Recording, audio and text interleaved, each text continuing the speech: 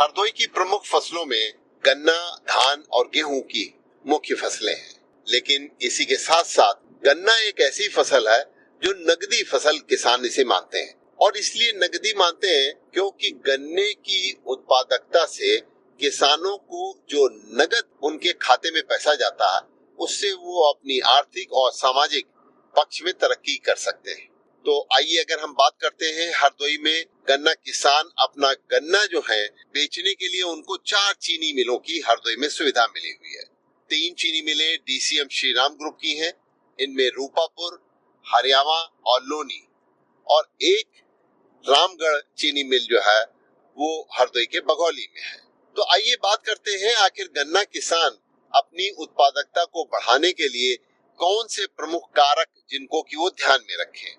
तो हरदोई की जल, जमीन और जलवायु तीनों गन्ने के लिए बहुत ही मुफीद मानी जाती है। अगर कहा जाए कि गन्ने की फसल में उत्पादकता बढ़ाने के लिए सबसे ज्यादा ध्यान देने की बात जो है वो गन्ने की समय से बुआई है। गन्ना 2 बार बोया जाता है, एक अक्टूबर सोइंग और दूसरी जो है फरवरी सोइंग।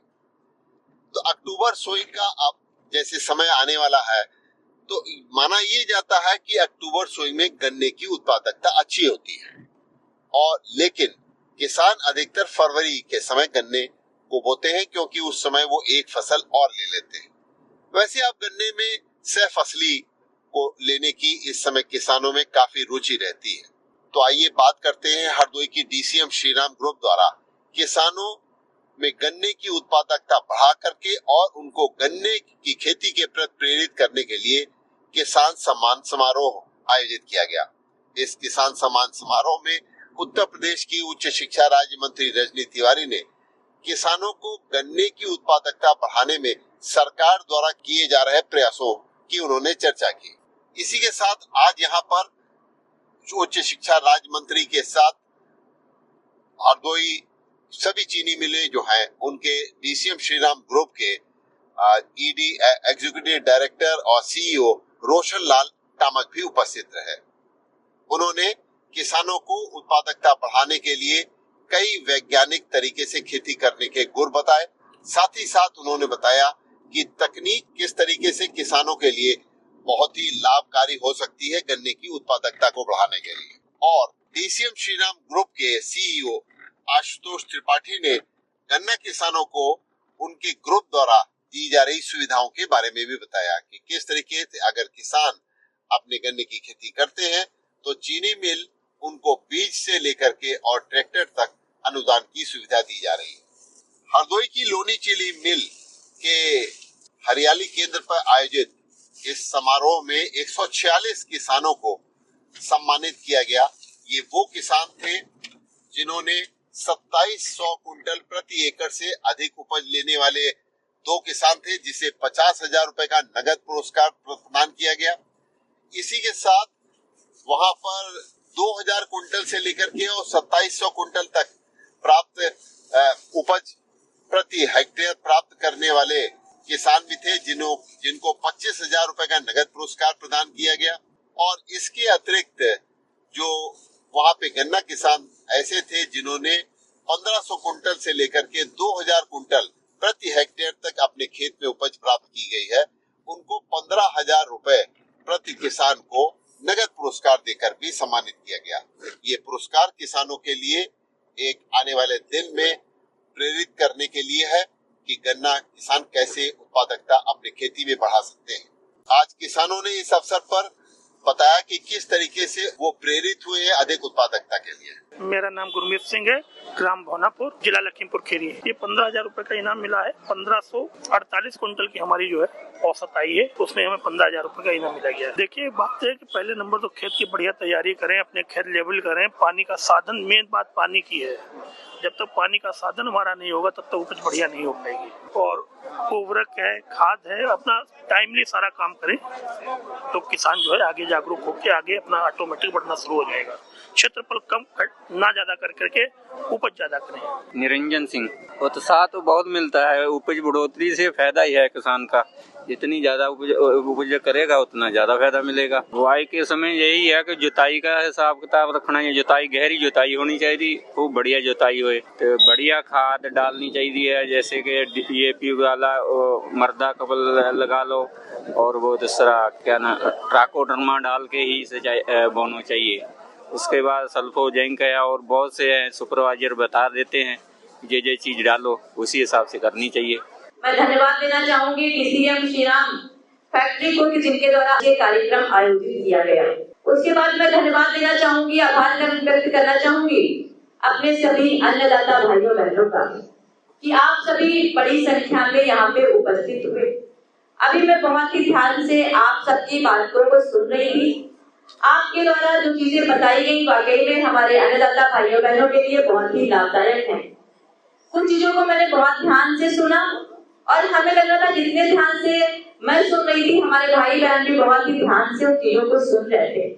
आपने बताया कि कुछ लोग यहाँ पे आज सम्मानित किए जाएंगे, जैसा कि हमको भी जानकारी है, तो इसके लिए भी मैं आपको धन्यवाद देना चाहूंगी। तो हमारे जितने भी किसान भाई बहन बैठे हुए हैं उन सभी से ही आपकी फैक्ट्रियां चलती हैं, तो चौराहट तो कम हो ही नहीं सकती। कि इनकी कोशिश रहती है कि हम उपज और ज्यादा बढ़ाएं और ज्यादा पैदावार करें, और मैं आप लोगों को भी धन्यवाद देना चाहती हूँ कि आप भी उनकी पैदावार का जो भुगतान होता है वो समय से करने का काम करते हैं। आप अन्य लोगों को भी बताएं कि कैसे हमने खेती की, कैसे हमने पैदावार ज्यादा की, हमारे अन्य किसानों को भी इसकी जानकारी हो जाए, वो भी पैदावार ज्यादा करें। हमको पता है कि हर किसान मेहनत करता है, हर किसान जितना कर सकता है उससे ज्यादा खेती के लिए लगता है। उत्तर प्रदेश की सरकार भी किसानों के लिए लगातार मेले लगाती है, आपको बीज वितरित करवाती है, कृषि संसाधन देती है, उसमें सब्सिडी देने का काम कर रही है। लगातार समय समय पे ऐसे मेले लगते रहते हैं। और धन्यवाद देना चाहूंगी कि आप लोगों के द्वारा भी, फैक्ट्री के द्वारा भी इस तरह के कार्यक्रम लगातार किए जाते हैं।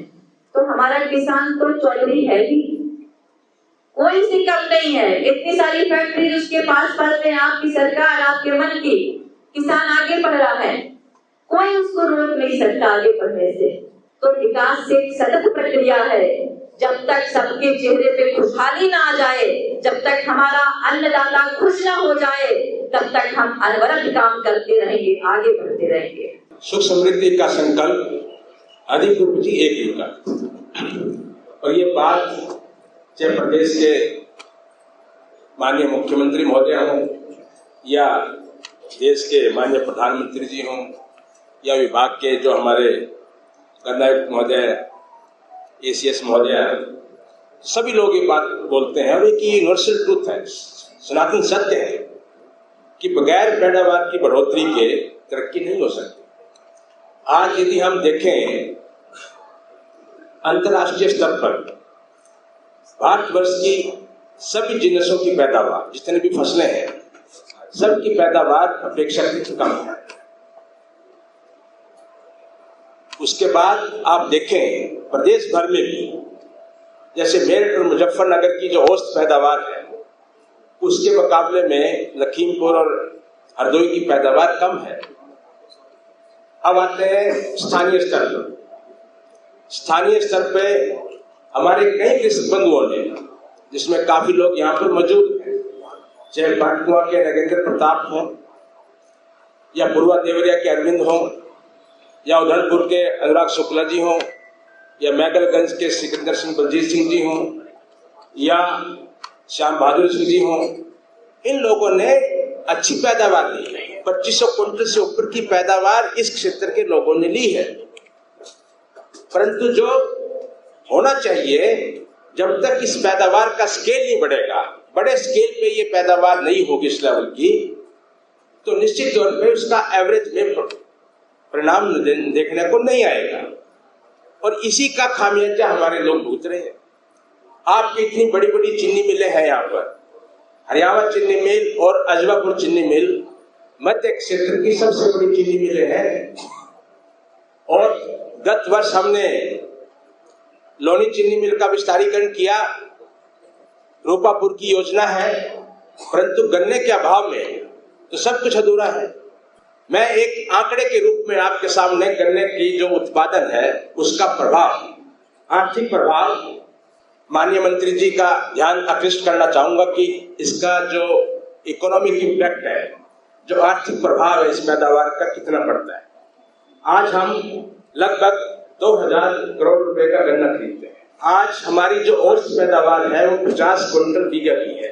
यदि जो हमारे काश्तकार जिन्होंने ये इनाम जीता है, इन्होंने 125 क्विंटल प्रति बीघा के करीब की पैदावार की है। यदि हम 50 और 125 क्विंटल के बीच का एक आंकड़ा ले लें, मान लो 80 क्विंटल बीघा की पैदावार ले लेते हैं, जो कि व्यवहारिक रूप से बहुत संभव है। यदि हम 4-5 चीजें गन्ने की खेती में कर दें तो तकरीबन 80 क्विंटल प्रति बीघा की पैदावार हम ले सकते हैं। तो 80 क्विंटल प्रति बीघा की यदि पैदावार लेते हैं, उसका आर्थिक प्रभाव क्या पड़ता है, यानी कि जो आज आपको मिल रहा है उसके जस्ट डबल आपको दुगना मिलेगा।